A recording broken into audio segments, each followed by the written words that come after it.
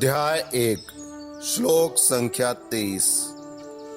योत्समानानवेक्षेऽहं य एते अत्र समागतः धार्तराष्ट्रस्य दुर्बुद्धेर्युद्धे प्रियचिकीर्षवः।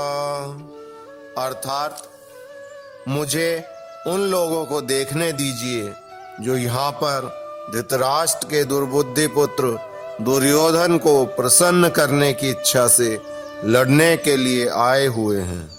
तात्पर्य यह सर्वविदित था कि दुर्योधन अपने पिता धृतराष्ट्र की साठगांठ से पापपूर्ण योजनाएं बनाकर पांडवों के राज्य को हड़पना चाहता था। अतः जिन समस्त लोगों ने दुर्योधन का पक्ष ग्रहण किया था वे उसी के समान धर्म रहे होंगे।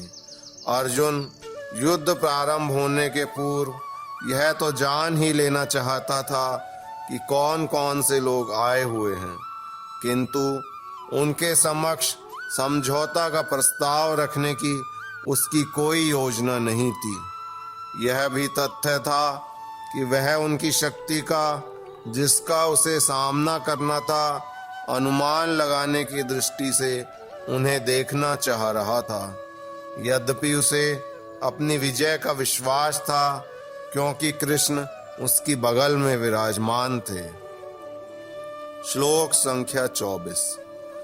संजय उवाच एवमुक्तो ऋषिकेशो गुडाकेशेन भारत सेनयोरुभयोर्मध्ये स्थापयित्वा रथोत्तमम्।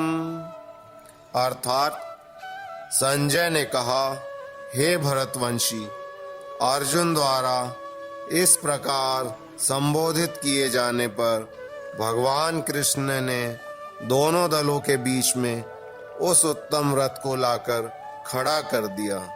अर्थात तात्पर्य इस श्लोक में अर्जुन को गुडाकेश कहा गया है। गुडाका का अर्थ है नींद, और जो नींद को जीत लेता है वह गुडाकेश है। नींद का अर्थ अज्ञान भी है। अतः अर्जुन ने कृष्ण की मित्रता के कारण नींद तथा अज्ञान दोनों पर विजय प्राप्त की थी। कृष्ण के भक्त के रूप में वह कृष्ण को क्षण भर भी नहीं भुला पाया, क्योंकि भक्त का स्वभाव ही ऐसा होता है। यहाँ तक कि चलते अथवा सोते हुए भी कृष्ण के नाम, रूप, गुणों तथा लीलाओं के चिंतन से भक्त कभी मुक्त नहीं रह सकता। अतः कृष्ण का भक्त उनका निरंतर चिंतन करते हुए नींद तथा अज्ञान दोनों को जीत सकता है। इसी को कृष्ण भावनामृत या समाधि कहते हैं। प्रत्येक जीव की इंद्रियों तथा मन के निर्देशक अर्थात ऋषिकेश के रूप में कृष्ण अर्जुन के मंतव्य को समझ गए कि वह क्यों सेनाओं के मध्य में रथ को खड़ा करवाना चाहता है। अतः उन्होंने वैसा ही किया और फिर वे इस प्रकार बोले। श्लोक संख्या 25।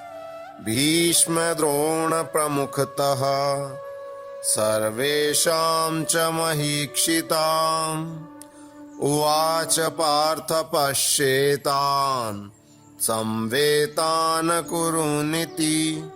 अर्थात भीष्म, द्रोण तथा विश्व भर के अन्य समस्त राजाओं के सामने भगवान ने कहा कि हे पार्थ, यहाँ पर एकत्र सारे कुरुओं को देखो। तात्पर्य समस्त जीवों के परमात्मा स्वरूप भगवान कृष्ण यह जानते थे कि अर्जुन के मन में क्या बीत रहा है। इस प्रसंग में ऋषिकेश शब्द का प्रयोग सूचित करता है कि वे सब कुछ जानते थे। इसी प्रकार पार्थ शब्द अर्थात पृथा या कुंती पुत्र भी अर्जुन के लिए प्रयुक्त होने के कारण महत्वपूर्ण है।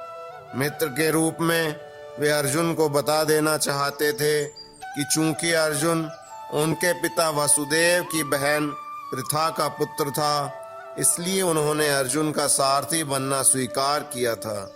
किंतु जब उन्होंने अर्जुन से कुरुओं को देखो कहा तो इससे उनका क्या अभिप्राय था? क्या अर्जुन वहीं पर रुककर युद्ध करना नहीं चाहता था? कृष्ण को अपनी बुआ प्रथा के पुत्र से कभी भी ऐसी आशा नहीं थी।